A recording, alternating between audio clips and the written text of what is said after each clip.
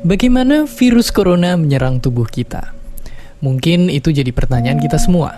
Kita udah tahu gimana virus corona udah menginfeksi 1 juta orang di seluruh dunia sampai saat ini.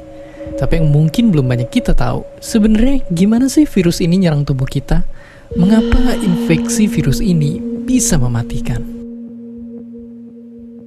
Semua dimulai dari sini.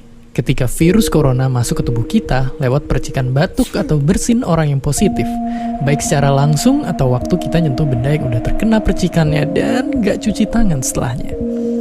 Kalau udah gitu, si virus masuk lewat saluran pernapasan dan bergerak terus menuju sasaran utamanya, paru-paru. Disinilah virus yang punya 3 bagian utama ini mulai bekerja. Pertama-tama, paku protein corona ini akan nempel di paru-paru dan organ-organ lain yang selnya kaya akan protein ini, protein ACE2. Kalau tubuh kita ibarat rumah dan virus corona itu perampok, ACE2 itu ibarat gagang pintu rumah kita. Begitu udah nempel, perlahan tapi pasti virus ini akan ngedorong masuk ke dalam sel kita. Dan begitu berhasil masuk, barulah aksi sebenarnya dimulai. Di fase ini, tubuh virus corona akan membuka dan sang hacker pun terbebas. Dia akan ngehack inti sel sehat untuk nipu sistem imun tubuh kita biar nggak nyerang virusnya. Dan sekaligus ngebuat inti sel jadi memproduksi cikal bakal virus corona baru. Sel yang udah terinfeksi dan dihack ini selanjutnya akan terprogram untuk bunuh diri dan melepaskan jutaan virus corona yang siap nginfeksi dan ngehack sel-sel sehat lainnya. Ya, awalnya mungkin kita cuma kemasukan virus corona yang jumlahnya dikit, tapi dalam hitungan hari aja udah akan ada jutaan sampai miliaran virus corona baru, bikin paru-paru kita dipenuhi oleh mereka. Tapi ternyata, mimpi buruknya ada setelah ini. Ya, ketika virusnya udah menuhin paru-paru kita, sistem imun kita bakalan ngerespon ibarat polisi dan tentara yang meluncur ke tempat kejadian perkara. Tapi inilah yang bikin ngeri.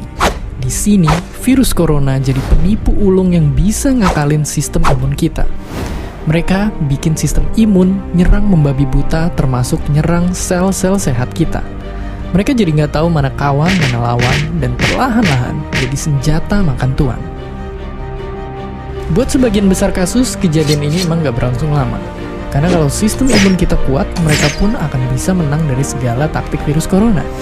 Tapi terkadang tubuh kita sedang lemah, dan kalau udah gitu efeknya bisa parah. Kita bisa kena radang paru-paru akibat sel sehat di sini yang udah nggak bisa nahan bakteri pneumonia. Malahan buat kasus yang kritis, bakteri ini nggak berhenti di sana. Mereka bisa masuk ke aliran darah dan akhirnya nyerang seluruh tubuh. Kalau udah begini, bernapas saja bakalan susah banget, dan hidup kita ada di tahapan yang sangat kritis.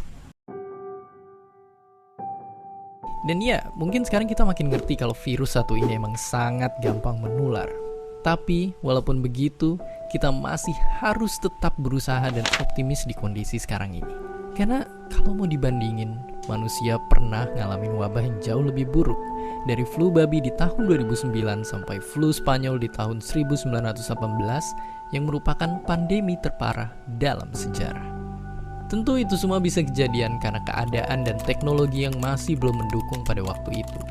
Tapi dengan teknologi kesehatan modern yang kita miliki, kerjasama antara negara yang makin erat, serta dengan bantuan para pahlawan-pahlawan kita ini, semoga kita semua bisa segera keluar dari pandemi ini. Saat semua orang bertanya apa yang mesti kita lakukan, yang perlu kita ingat, tetaplah menjadi baik di saat krisis sekalipun. Belilah barang-barang secukupnya. Beri lebih untuk mereka yang masih harus bekerja di luar sana. Tetap tenang dan berkepala dingin di sosial media. Jaga diri dan jaga orang-orang terdekat kita. Dan jangan lupa berikan apresiasi sebesar-besarnya kepada mereka. Orang-orang yang berada di barisan terdepan, bekerja tanpa pamrih untuk nyelamatin kita semua.